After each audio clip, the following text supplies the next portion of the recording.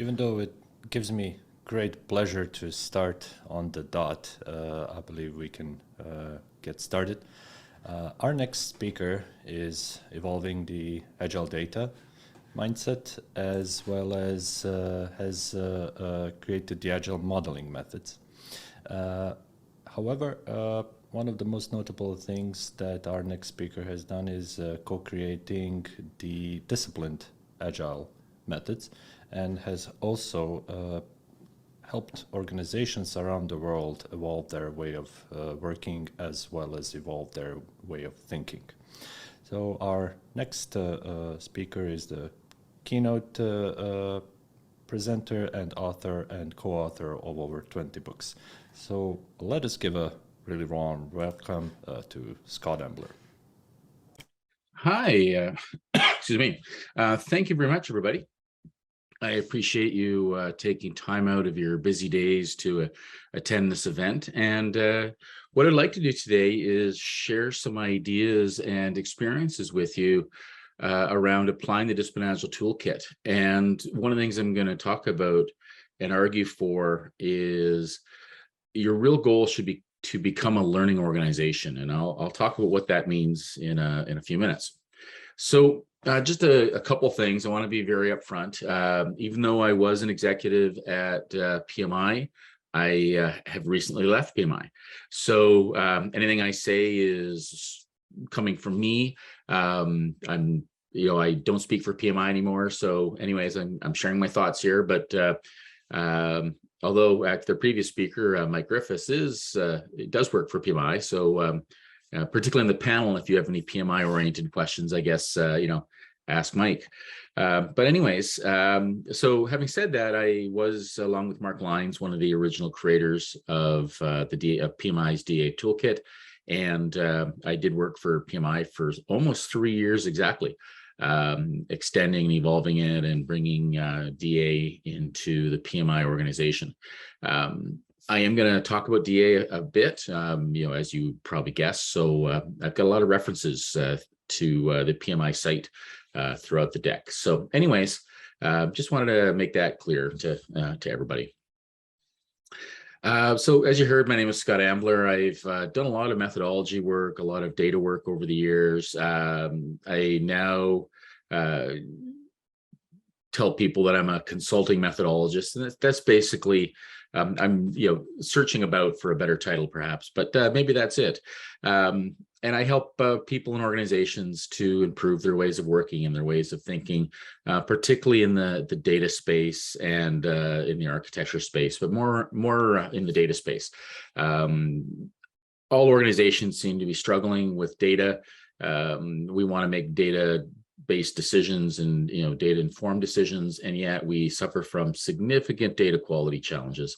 And that's one of the things that I've always loved to focus on. So anyways, that's going to be my focus, I think. So just thought I would share that with you. So what do I want to talk about today? Well, several things. First, I want to do a brief overview of where we are and where the threats and opportunities that our organizations face. Probably not, most of it won't be news. But anyways, I do want to overview it and set the context for where we are. And I'm going to talk a little bit about successful Agile transformations. As many of you know, the Agile transformations and digital transformations enjoy about an 80% failure rate. So there's room for improvement there, and I'll talk about my experiences doing exactly that and what I've seen actually work, as opposed to what you may have been sold over the years. Then I'll do a brief overview of DA, and then I'll share some ideas around both team level improvement and how you can improve at the organizational level. And then I'll take questions, of course.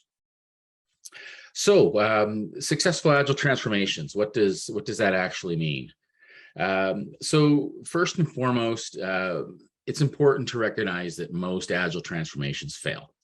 And as I said, we enjoy about an 80% failure rate in this environment right now, mostly because of management. and mostly because of a lack of understanding of the realities of performing transformations, lack of skills, lack of experience, and lack of patience. Transformations take years, perhaps decades, not months or weeks or months. And transformations, and this is might not be what this community wants to hear. Transformations are not projects. That is the kiss of death for a transformation. Transformations are long-term journeys. You might start as a project because that's the way you fund things, but you very quickly realize that it's a multi-year journey and not a short multi-month project. And it's a journey that never ends. This is one of the probably frustrating things about these transformations, because if you do it right, you actually transform into a purposeful learning organization, which is always transforming. So that's what your real strategy should be, not to adopt a framework or a methodology, but to become a learning organization. So one of the things that I've always advised, and certainly we advised with the DA Toolkit, was to start where you are. And that's arguably pretty basic, but whatever you're currently doing today is what you're doing today. So if you are a traditional organization, then start from a traditional point of view. If you're currently doing Scrum, or have been struggling to adopt Scrum or adopt SAFe or adopt less, great, then that's what you're doing. That's where you are. So start there and improve from there. And this is one of the underlying design or architecture philosophies of the DA Toolkit, was to we couldn't assume where you were, because every organization is different. Every person, every team is different. We couldn't assume that you were all starting from a very traditional point of view, because many of you are not there, right? You've moved on. You're in a hybrid organization. You are partway through a transformation, or maybe you're on transformation number 7. I've worked with many organizations that have failed repeatedly at agile transformations and digital transformations, often because they take a project mindset to those efforts, and they want to get it done fast, and they think they can get it done quickly, and it's simply not the case. So anyway, so start where you are. That's good. That's the nature of the beast in many ways. So you might adopt a framework, and that's okay. So you've adopted a methodology like Scrum or Kanban, or maybe you're in the process of adopting SAFe, or you've had SAFe rammed down your throats by your executives. Fine, that's where you are, but recognize it as only a first step, because none of these methodologies are complete, regardless of the marketing rhetoric around them. None of them ever will be complete. It's not possible to be complete, because everybody's unique, and there's no possible way that you can define a 100% complete process and that's ready, that's perfect for everybody. It's simply not the case. So accept the fact you've taken a step. It's often a big step, but it's only one of many steps, because you are on a journey. The next point I want to make about transformations, and I've already made this, but I'll repeat it again. Your real goal should be to become a learning organization, to get to the point where you've learned how to learn, you've learned how to improve. You're good at running experiments and acquiring and transferring knowledge, sharing knowledge across the organization and to other organizations as well. Many people think that their processes are competitive advantages. Maybe, usually not. But share your lessons learned. Organizations like Google, for example, do that on a regular basis. Many organizations do. Share with others. Certainly share internally, but also share with others, and always be trying to learn. Nobody's perfect.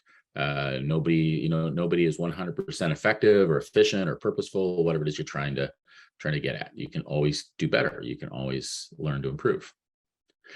And also, I've said it a few times, become a purposeful organization.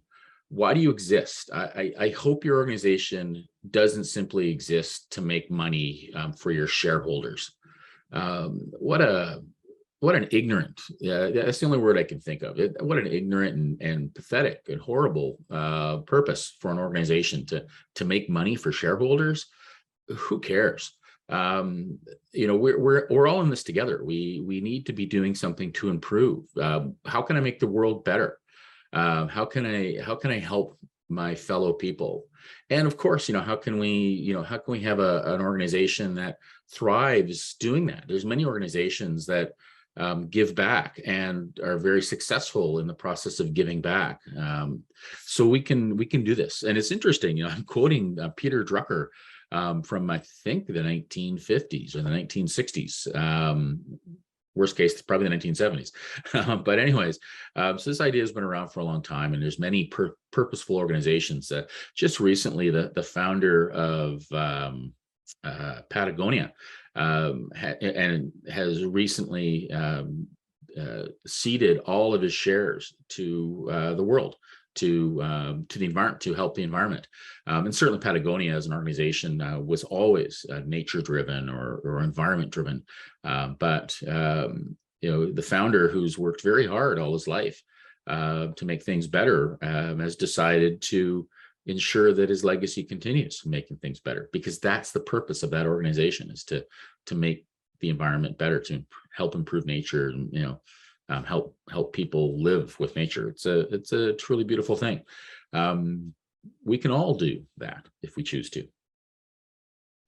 So what's our organizational environment? Why should we care? Why are we transforming? Why are we doing these transformations? Why are we improving? So I believe there's many threats to your organization. I'm going to share what I believe to be the top 7, not in any order, but anyways, because they're all important, and depending on who you are and what you're trying to achieve, some threats are bigger than others. Certainly the increasing pace of change. Things are constantly changing. It's just getting worse. Get used to it. There's one thing that COVID taught us, that big changes can occur as well as small changes over time.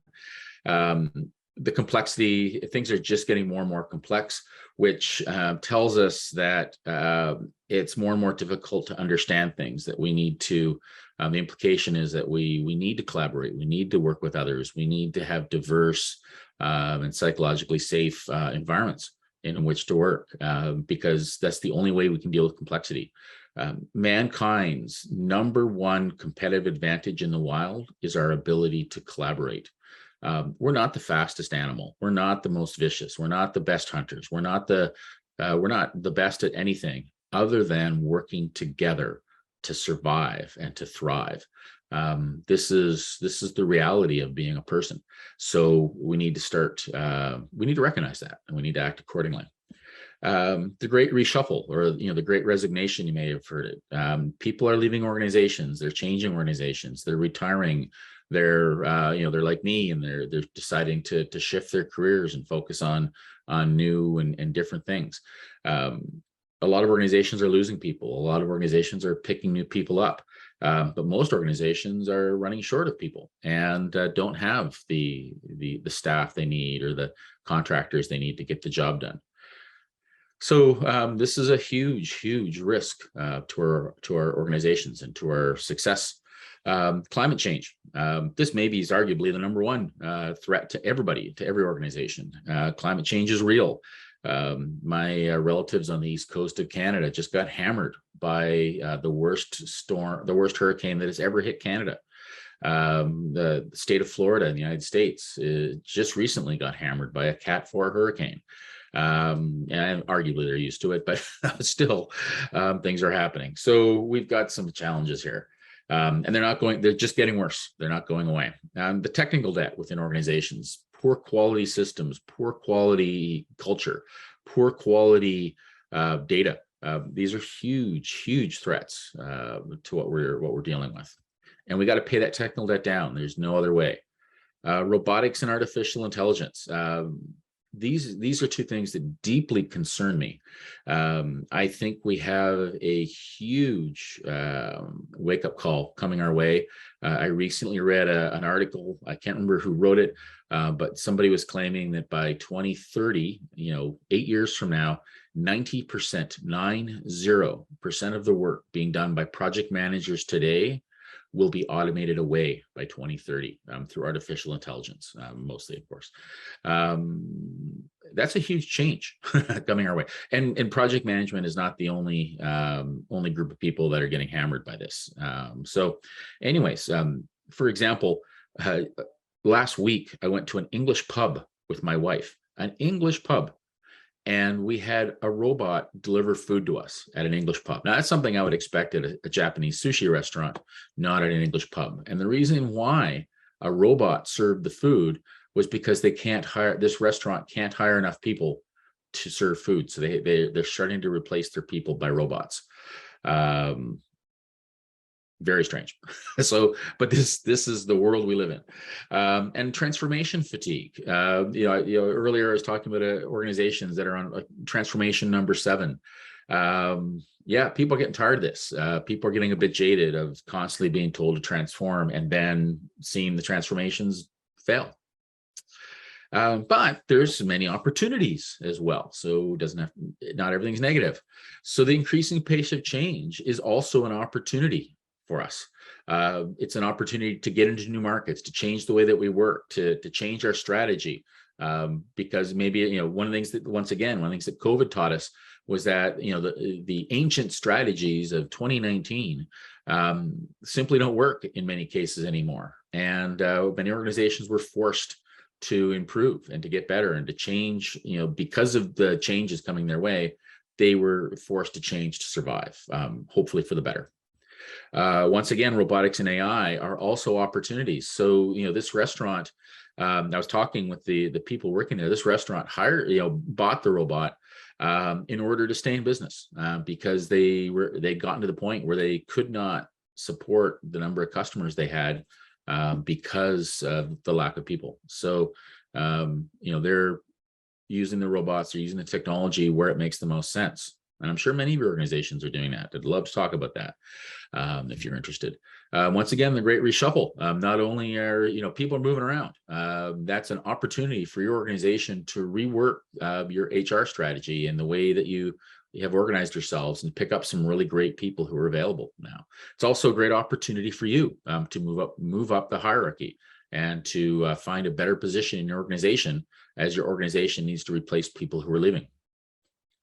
And increasing holistic thinking, looking at the bigger picture, taking the climate, taking the environment into account, becoming purposeful. I'm seeing more and more of this over time. It's a wonderful thing to see. Increasing agility. Agile is here to stay. Agile is appropriate in all situations. Now, it might be hybrid agile. How agile can you be? Different situations enable you to become more agile than in other situations, but you can always become more agile, become more collaborative, become, more focused on quality and, work in a more evolutionary manner. You can always adjust, you can always improve. New ways of working. I'll be talking about that a fair bit today. And of course, new ways of thinking. Agile is a fairly old way of thinking now, but been around for over 20 years, but it might be new to you, and that's great. Wonderful. And of course, it's not just about being agile. Of course, it's many different ways of thinking and lines of thought. So, Discipline Agile. What do we need to know about Discipline Agile, or what should you know? So, one of the things about Discipline Agile was we architected it. We purposely architected the toolkit in order to be effective and to be clear and concise and to be useful and applicable. So the goal of DA is to help you to improve, to teach you to get better. I'm going to be talking about that, but also to give you the tools and the techniques that you need to do so. So we've architected to be that. So DA is not a competitor to SAFe or a competitor to Scrum. It's an enhancement to those methods or to those frameworks. And this is something that I think we've always struggled to communicate. but we really aren't trying to compete with those. We're not. It's all about, how do we improve from there? Start where you are. So once again, if you're currently doing SAFe, if you're currently doing Scrum, start from that basis. Apply DA to improve and get better and to tailor those strategies to actually fit in your environment. And maybe you'll move beyond them, and that's okay, because that's what makes sense for you on your improvement journey. So there's 4 aspects to the DA architecture. The first is mindset. And this is the biggest bubble that you'll see on this slide, because I would argue that mindset, or your ways of thinking, are the most important aspect to the overall architecture. Next are people. What are the roles and responsibilities, our team and organizational structures? How do we work together? How do we collaborate with each other? Next is flow. So how do we work together? How do we collaborate? How does it all fit together? How do the practices and how do the people apply practices together to it's the overall flow, it's the overall process. And then finally, practices. What are we doing? So what are the many practices? So in the DA toolkit, at last count, and I might be a little out of date now, but we have about 1,700 practices in the toolkit, put into context. So one of the questions that you face as professionals is, how do we choose the right technique, the right practice or strategy for the situation that we face? How does my team do that? Or how do I do that as an individual in some cases? Well, in order to do that, I need to understand, well, first, what situation am I in? What's my environment? But also, what are the trade-offs of those practices? What are the advantages? What are the disadvantages? Because there's no such thing as a best practice. Or I'll temper that. The practices are best in very narrow situations. So if I can narrow my situation down to something that's reasonably trivial, then the concept of it might not be trivial, but certainly very narrow and well-defined, then maybe there's a best practice, and then maybe there's a collection of best practices there. But for the most part, practices and strategies are contextual in nature. A given practice that works phenomenally well for your team and the situation that it faces might be a spectacularly bad idea for my team in the situation that we face, because we're different people in different situations. We face different contexts, so we're going to work differently. And that's okay. We want to do the best that we can in the situation that we face. And this makes things interesting for our executives, for our managers. Every team will be working differently, and that is a competitive advantage. You do not want to inflict the same process on all your teams, because all your teams are made up of different people facing different problems, facing different challenges. So they need to be allowed to do the best they can, to work in the best way that they can, not the official way that's blessed by management, because management isn't flexible enough to govern and to manage a range of people working in different ways. Management needs to up its game in this new environment. So the mindset of Discipline Agile. One of the things that was really interesting was that years ago, long before PMI actually, we realized that the Agile Manifesto, which is really the manifesto for Agile software development, if you were to look at the real title, was frankly out of date. It was also narrowly focused on software, which is fine. It solved the problems of the software community 20 years ago, but it was out of date. We'd learned a few things, and it wasn't sufficient for the larger scope that DA was addressing at the time, and certainly not today. So we went beyond the Agile Manifesto, and we chose to we basically stepped back, and this was when PMI had first bought the Discipline Agile organization, as well as Al Shalloway's Net Objectives organization. And we stepped back, and a group of us got together, and we asked the question, well, knowing what we know now, knowing that our real focus is enterprise and not just software teams, how would we describe the mindset required for enterprise agility? And this is what we came up with. So the Discipline Agile mindset is based on 3 concepts. We believe in a collection of principles. because we believe in these principles, we make promises both to ourselves and to the people that we work with. Here's how we're going to behave. Here's how we're going to collaborate together. And we follow a collection of guidelines in order to fulfill that. And as you can see, this is well defined and well described at the PMI website. And these slides, I should have said this earlier. My apologies. These slides will be made available. A PDF of these slides will be made available to you, and I'm also going to be posting them on slideshare.net probably later today. So the base, or the foundational mindset is captured as principles, promises, and guidelines. But it's not this simple. I wish it was, but it's not. So one of the things we do in DA is we chose to observe that different groups of people with different types of backgrounds, come to the table with different mindsets. So for example, somebody from the finance group has a different way of looking at things than somebody from the security group, who looks at things differently than people from the software teams, who look at things differently than the people who are governing the organization, who looks at things differently than the people marketing in the marketing team, who looks at things differently than the people in the procurement team, and so on and so on and so on. So one mindset does not work. This is not Tolkien. This is not the Lord of the Rings, where one ring rules them all. We need multiple rings. We need the rings of power. If you're watching that TV show, which is awesome, by the way, regardless of what people say. So anyways, what we also do in DA, which I believe is unique, we also describe philosophies for these various business domains, such as marketing and security and enterprise architecture and others, what we call process blades or process areas in the toolkit. Because this is observably true, and this is a good thing. This is one of the reasons why we want to have diverse teams and diverse organizations, because we want people coming with different mindsets. We want to have a shared mindset, of course. That's what the principles, promises, and guidelines are. But we also want to embrace the fact that different types of people have different philosophies, and that's fine. This is a strength of our organization.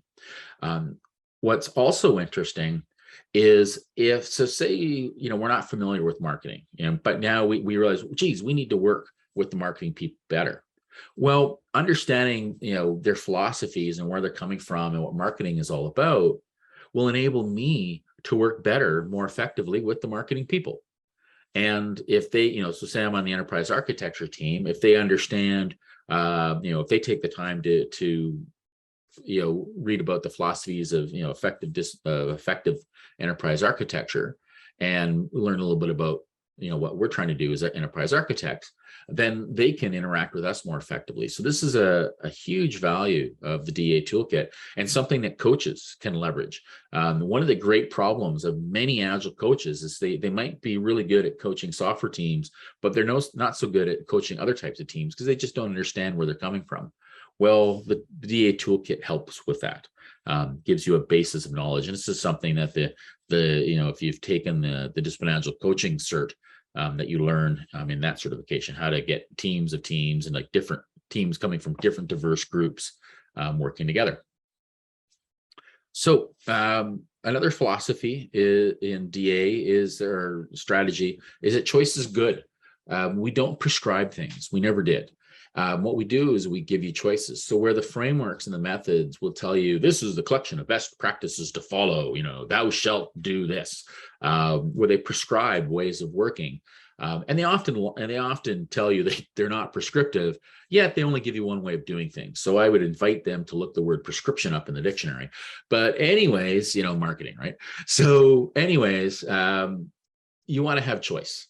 And because different teams will work in different ways. So for example, these are some choices from the asset management process blade, DA's asset management process blade. So instead of telling you what to do, we instead tell you what to think about. So you need to think about how you're going to publish these assets. You need to think about how you're going to fund the asset usage. And you've got choices. And each of these strategies, which can sometimes be combined, has advantages and disadvantages. So choose the one that's best for you in the situation that you face. There's two different types of lists here, one with an arrow and one without. The one with the arrow, the fund asset usage decision point, is ordered. That's what the arrow indicates. So what that says is that the strategies towards the top of the list are generally more effective in practice than the strategies towards the bottom of the list. So in some ways, this is a mini maturity model for those of you looking for that. But really, this is these ordered lists. These are effectively improvement vectors for you. So right now, your organization might be funding asset usage via some sort of chargeback scheme. That's pretty much the worst way you could fund asset usage. Very negative, very, very negative consequences of taking that approach. And as you can see, there's other strategies that are better. So why don't you start experimenting with those other strategies and work your way up to a more effective way of funding reuse or asset reusage or asset usage within your organization. Choice is good. And context counts, of course. So the scope of the DA toolkit is enterprise, the enterprise level. There's, I believe, 24 process blades, one of which is development or disciplinary delivery, I should call it. The rest of which is not development. So, it addresses finance and governance and vendor management, marketing and sales and strategy and many, many other process areas. Each of those process areas, these process blades, are described in terms of mindset, people, practices, and flows. So the DA architecture is recursive in that manner, or fractal based in that manner. So how can you apply the DA toolkit for team level improvement? Or more accurately, what should you be thinking about when you're trying to improve at the team level, and how can DA help? So one of the fundamental concepts in the Agile community is that teams should own their process. They should choose their own way of working. This is, I believe, originally coming from the extreme programming community, but certainly this is a philosophy, a value, a principle that has been adopted within the overall Agile ways of thinking. So the DA toolkit helps you to, because it puts these many, many strategies and techniques into context. It helps you make better decisions around what your team can do, what your way of working should be that makes the best fit for you. So how do you do this in practice? So when you first start a team, you should assess your situation. What are we trying to achieve? What's the best way of working? Should we do a project? Is this more of a continuous delivery product or long-standing team type of a thing? Is this a large program? So because what we want to do is very quickly choose what we believe to be the right life cycle for the situation we face. The Discipline Agile Toolkit supports many life cycles. It does, whereas Scrum and SAFe and LESS all have one life cycle, DA supports many. Because we chose to recognize that different teams in different situations will work in different ways. The DA toolkit even explicitly supports projects. Not a lot of Agile frameworks support projects. It also explicitly supports non-projects because some initiatives make sense to run a project. Many initiatives, it makes sense to do a different approach, a non-project approach. So choose the right way of working for you in your situation. Then you want to have a process tailoring workshop right away. Let's take the great ideas from the toolkit and put together an initial process. This is the initial way of working that we think is going to work for us, knowing full well that it's going to evolve over time as we learn, but we want to get it right, as right as we possibly can at the very beginning. And this is only a few hours, this is part of your project initiation or your team initiation effort. This should only be a few hours of work, but it's probably the most important few hours from a process point of view that you're ever going to do, because it's going to evolve a lot. It's going to help you to avoid a lot of efforts later on to fix and improve your process as you realize that these prescriptive processes that you might have adopted out of the box, like Scrum or SAFe or LESS, weren't as applicable to your situation as you'd been told or as you'd hoped. You really need to do a little bit of upfront thinking to get it right, or to get it as right as you can. And then, of course, throughout the efforts or throughout the initiative, you'll evolve your way of working. This is a guarantee. You'll hold retrospectives. You'll realize that things aren't working as well as they could be. You'll learn as you go. The situation will change. Your requirements will change. Your environment, your technologies will change. Your organization will change. Your competitive landscape will change. And as a result, you need to change the way that you're working to reflect this new environment that you're in, to reflect your learnings as you're working away. This is normal. So embrace it. Get good at it. Because if you're not good at it, then you're going to have a rough go. So the first three techniques are early in the life of your team, maybe the first few weeks, probably more than likely the first few weeks of your initiative. Whereas the fourth step, evolving your way of working, is an ongoing effort. So if I haven't said this enough, embrace the fact that people and teams in your organization are unique. You're unique people in a unique situation, so you need to work in a way that reflects that situation, that reflects your skills and what you've been tasked to achieve. I also invite my good friends in the Agile coaching community to shut up about failing fast. Just shut up. Get over it already. Now, yes, failing fast is a lot better than failing slowly. Fine. But failing fast is still failing. We can do better. Okay. And we need to do better. So don't do boneheaded things. Yeah, I'm sure, flipping around on this Sadhu thing is a lot of fun, but I bet he's feeling the pain about, a millisecond after hitting the water there. So we don't need to be as stupid about the way we do process improvement as the coaches want us to be. We can, in fact, leverage the learnings of others. And this is exactly what the DA Toolkit is all about. I highly suggest that you go and take a look at go to pmi.org and take a look at the DA browser and see how you can leverage all this great process knowledge and make better decisions on your teams and just, learn about these techniques and, learn. You don't need to run these experiments that are going to fail.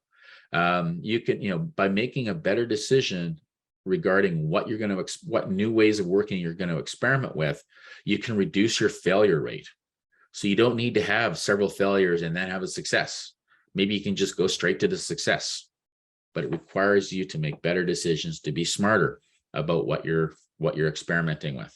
And it is possible if you have the humility to recognize that other people face the same sorts of problems that you have faced and addressed the similar problems that you're currently facing on your team today.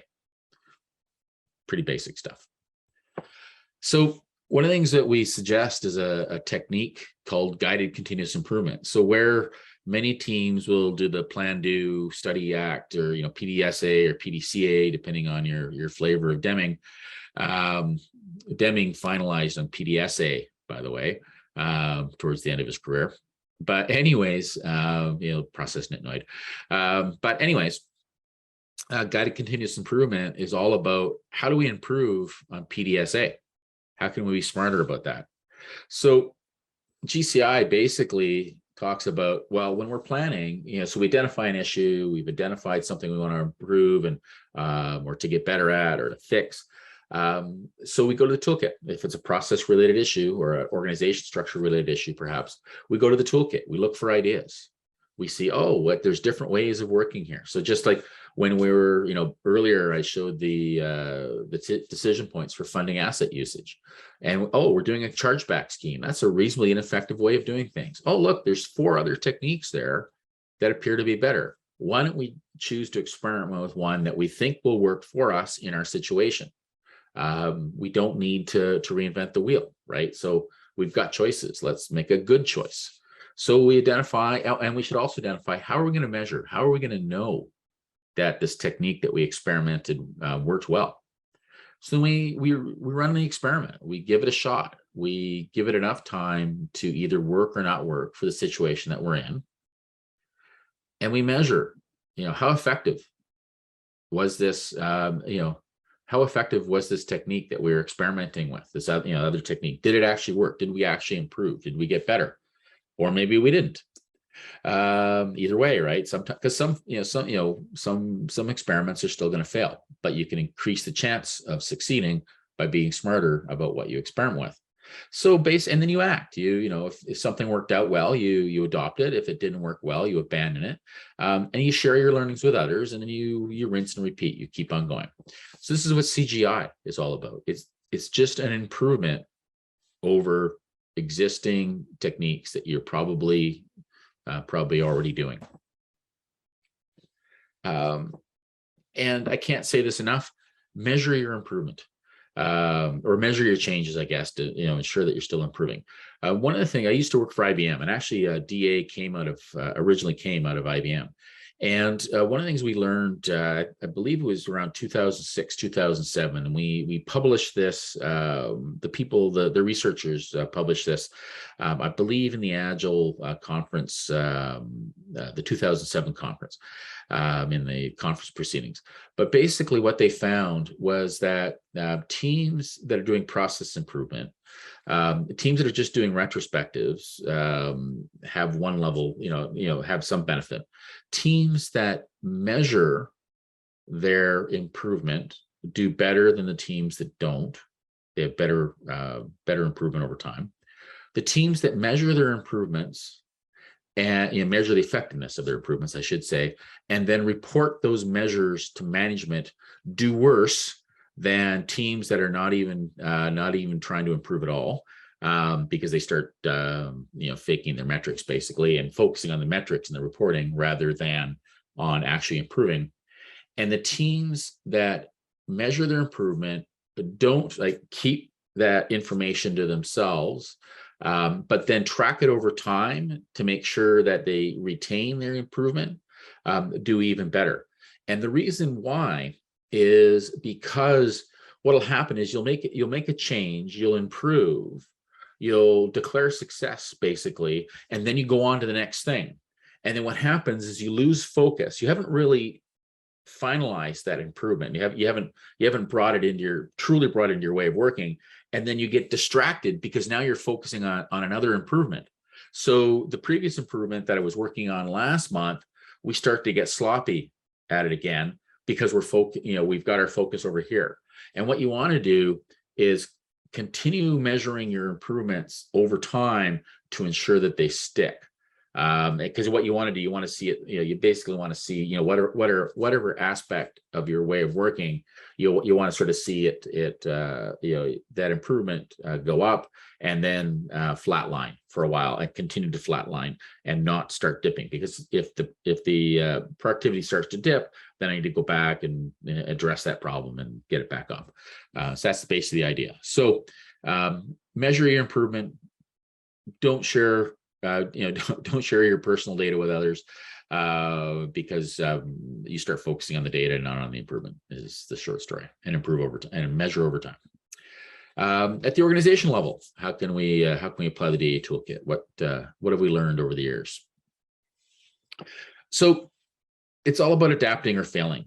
We need to be able to change. We need to improve over time. At the organization level, it's not, we love to focus the team and personal level, and that's great, but really we need to focus on the overall organization.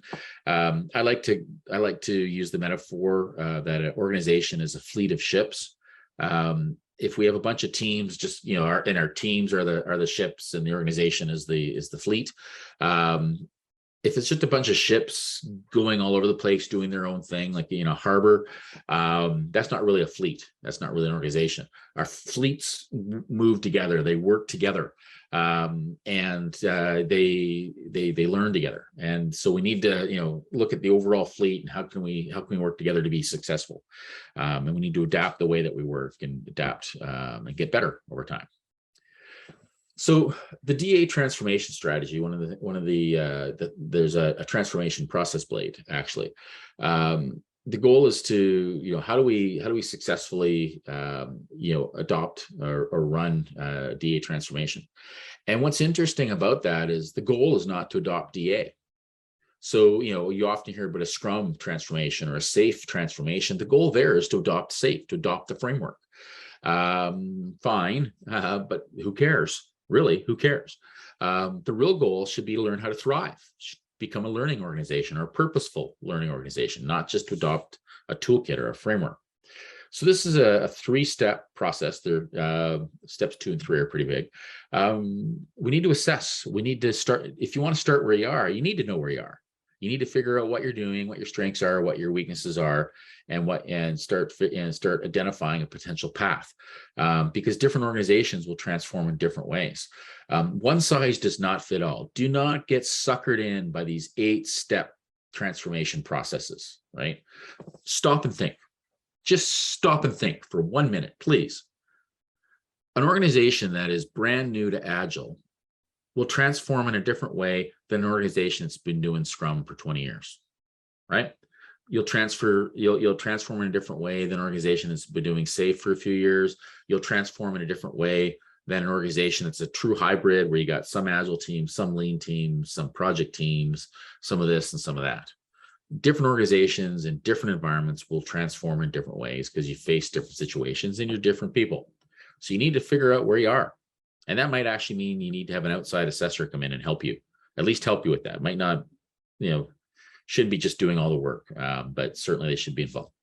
They should be involved because they will come to the table with clear eyes. Then you need to improve. You need to get on the improvement path. And that's all about, and that might be adopting a new framework. It might not be, who knows, depends on your situation. But the real goal is to learn how to improve and how to get better, because our eventual goal is to become a purposeful learning organization, to learn how to thrive and to be constantly improving, constantly learning, constantly getting better. It is possible. And that, by the way, is the way that the organizations like the Amazons and the Googles and the eBays of the world work. They're learning organizations. They're constantly improving. They're constantly getting better because they choose to work that way. We also want to have, how do you support continuous improvement? So so when you're in step 2 and step 3, what are the types of things that you're going to be doing? So the continuous improvement process blade is all about how can we improve across the organization and share our learning. So what types of strategies are there? And there's many, but some of the more common ones or the fun ones are the hackathons and running open spaces, having communities of practices, having centers of excellence, and measuring your improvement, and so on. So there's many techniques. Once again, there's hundreds of techniques captured in the DA Toolkit, and many of them around continuous improvement. There's the continuous improvement process blade. There's also the Evolve WOW process goal at the team level. So there's team level improvement strategies. There's organization level improvement strategies. A lot of great advice in the toolkit. So just some parting advice before I go to Q&A. So I've said it many times, your goal should really be to become a purposeful learning organization, not to just adopt a framework or a method. That might be a good start, but it's only a start. It's only your first step at most. But you can do this. Yes, this is hard. And it's going to require a lot of ongoing hard work. It's going to require your leadership team to be focused and to stay focused over many years, to bring this into your culture, to bring this improvement, this learning strategy, this learning mindset into your culture, to make it a daily part of the way that you work and the way that you think. And this will never end. This is an ongoing, never-ending journey. It is not I can't say this enough. This is not a project, never will be. It is a fundamental mistake to consider transformation as projects. And finally, invest in your people, get them trained in DA. I have absolutely no skin in that game anymore, but I still recommend that you get your people certified in Discipline Agile, because particularly some of the more senior certs, it really does teach people how to improve and how to lead teams and lead organizations in improvement. And this is a fundamental skill that everybody needs. And frankly, for those of you who are project managers, a very viable and enjoyable career path for you might be to become improvement coaches. A lot of great stuff going on there. It's there will always be work in that environment, at least for our lifetimes. So probably for many, many lifetimes, but wonderful, wonderful career path for existing project managers if you choose to go that way. And if you choose not to go that way, I'm sure you'll have a wonderful career anyways. So thank you very much. I'm happy to take questions if there are any.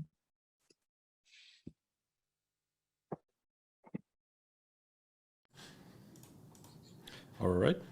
I don't have any open questions from our audience at the moment. Please. Oh, okay. Here's the first one. But I was just wondering, before we jump into this first question, I was wondering, what would be your approach? Okay, tomorrow I want to get started.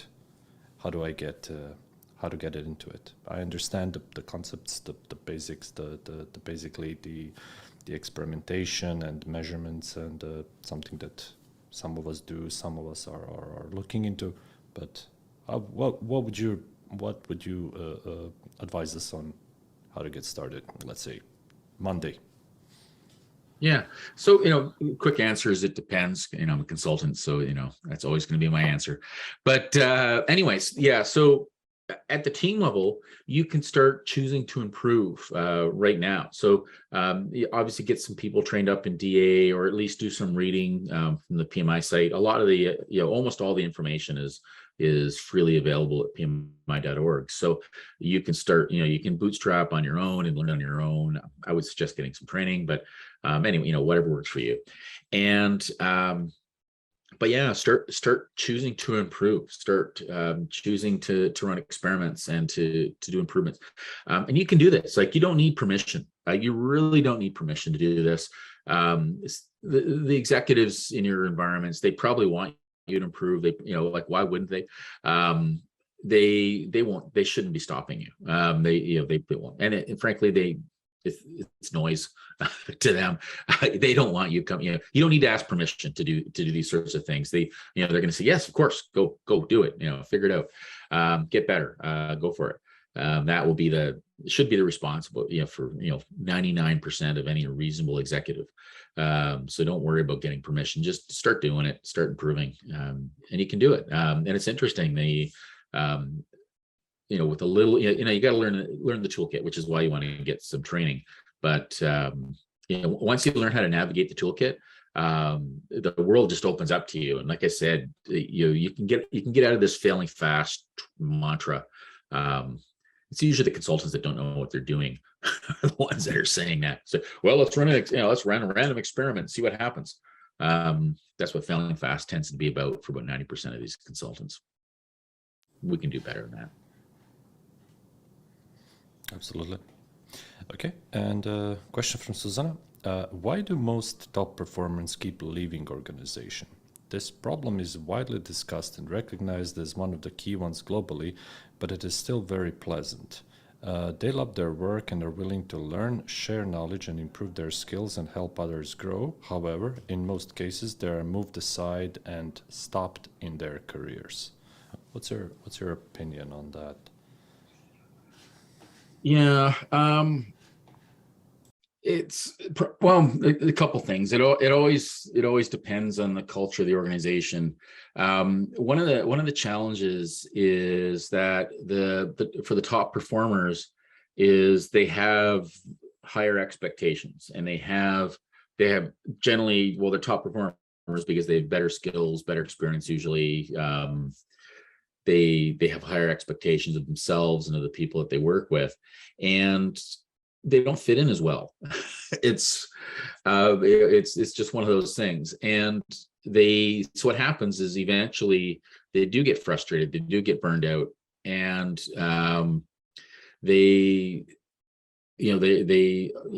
they're a threat in some cases to the people above them and to the people around them, right? So in North America, maybe you've got it in Europe too, but in North America, there's a game called whack-a-mole, where you've got this board and there's holes in it, and these little gopher things stick their heads up, and you whack them. Yeah, you hit them with the hammer, right? And you get points for hitting moles. I don't know why, but that's this way. It's fun, right? So you're effectively playing organizational whack-a-mole, and what happens is the top performers are sticking their heads up. So the normal performers, I guess we could call them, now have a choice. They can either up their game and try to become top performers themselves, or they can get a hammer and whack this mole. Well, what's easier? You whack the mole. I guess that's an easier thing to do, right? And so the top performers get whacked. And then they realize, well, I don't need this crap. And then they go on to another organization where, they get whacked again. So this is unfortunately what happens. And so now one of the things you can do is try to do, at least, is focus on bringing more people up. Instead of focusing on being a top performer, focus on being a top leader and to grow more top performers, right? And then that way at least everybody around you rises. Because one of the challenges of the whack-a-mole game is if it's only one mole sticking their head up every so often, they're really easy to whack. But it's a boom, boom, boom, boom, boom. You've got a bunch of moles sticking their heads up. You can't whack them all. So help other moles, help create more moles. Help create more top performers. And it's fun too, by the way. At least I find it fun. Depends. Okay, and there's a question. It seems that this is DAD is a disciplined agile delivery, if I'm not mistaken, is missing marketable aspects that was given to SAFe. I'm not asking what PMI will do about it, but what's your opinion how this race between two, if there is any, will finish in the future? So it's hard to say, but certainly without a doubt, SAFe has been far better marketed than DA. This has been a recognized challenge for years. When I was at PMI, I actively invited our marketing team to do better than they were doing, but it was what it was. I don't know. I hope that my hope is that DA will continue to thrive. It does require and deserve better marketing than I think it's been getting. So I think that's a challenge for PMI. All right, thank you. Next question is change management a service in demand right now? I saw it attached as service of value to digital transformation, as digital transformation covers the technology, but not the barriers in implementation. I believe this is a kind of like segue to overall transformation of a organization. Yes, I agree. I think change management is absolutely critical. And it's not just about digital transformations, but certainly digital transformations and agile transformations. But any sort of thing, like, so if you're, say you're building, say you're a project manager and you're responsible for leading the development of a bridge. There's change management there, right? How do we bring this bridge to the market? How do we get people to start using the bridge? And how do we, understand it? Because, it seems like obvious that people are just going to use this bridge, but maybe not. There's many bridges that have been built that are underutilized, partly because of change management. Probably a better example, though, say you're a manager of an IT project and you're bringing a new version of a system or a new system or a new product to market, and if you're not actively doing change management, if you're not actively helping people to adopt this new thing that you're bringing out, then you're not gonna succeed. So yeah, I believe change management is very important, and frankly, I think it's an important tool to have in your toolkit as a PM, as any sort of professional, but certainly as a PM, because you can do a really great project, you can deliver, and then whatever's what this system, this bridge, this whatever it is your team produced, if it doesn't get adopted, that was a failed project. I don't care if you're on time, on budget. That's meaningless nonsense. It really is. If you produce something that nobody wants, that's a failure. You can spin whatever story you want. That's still a failure. You're not fooling anybody but yourself. So yeah, I highly suggest getting good at change management.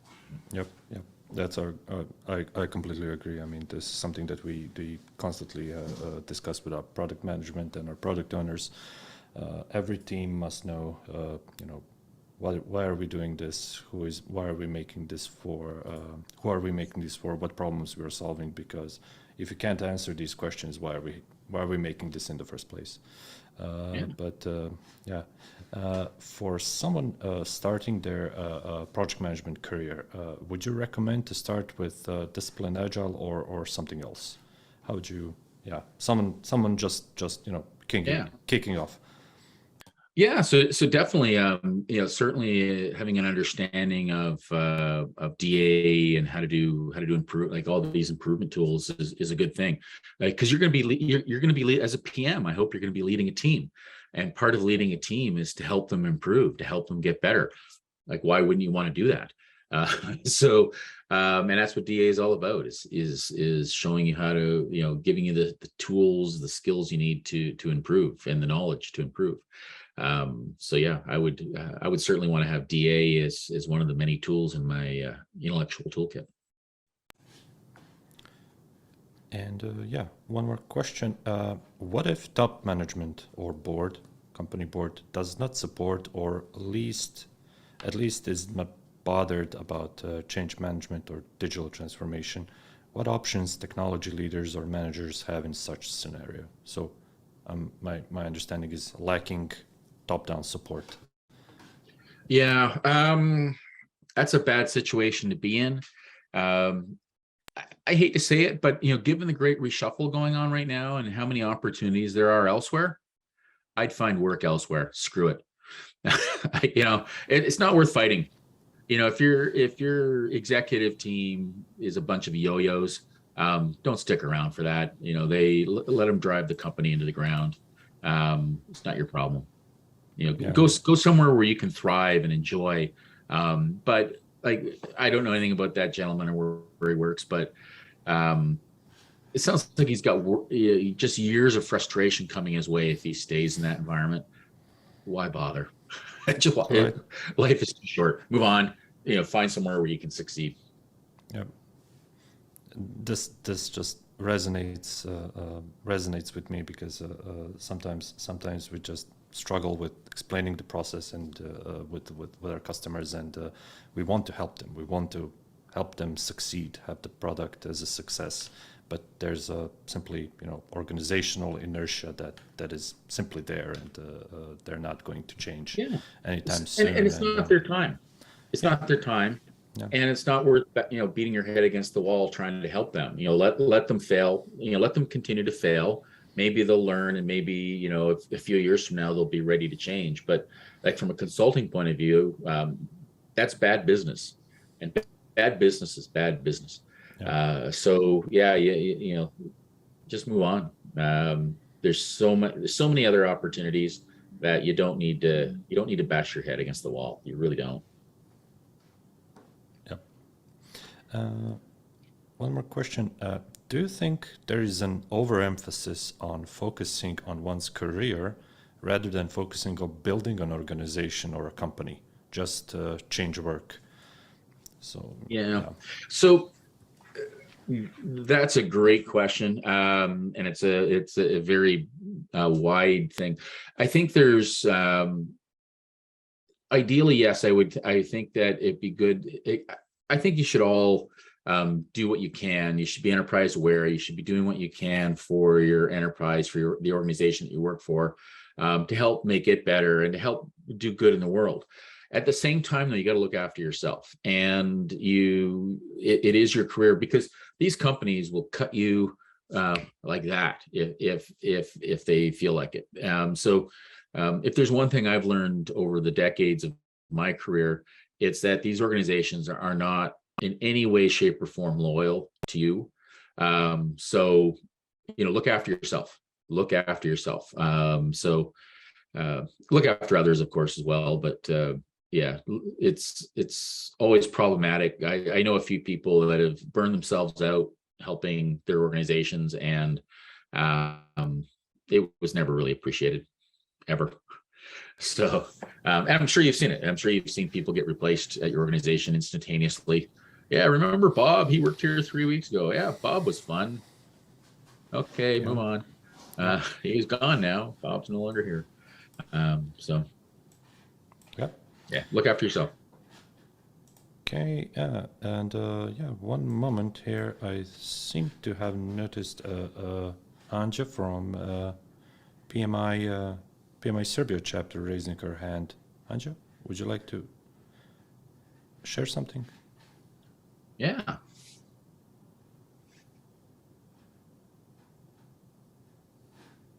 One moment. Probably on mute. Yeah, yeah.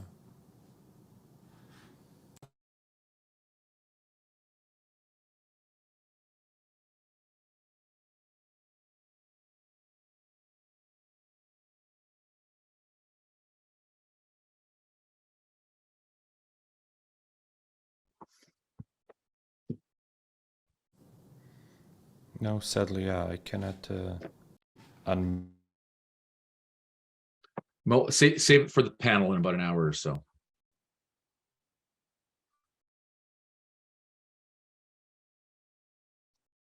Anja, please stick around. We have a 5-minute break, and then we are proceeding with our another fantastic speaker, as well as our panel, which is immediately following that. So our panel starts in an hour, and yeah, we can now have a 5-minute break. And yeah, thank you, Scott. I hope you'll join us on the panel.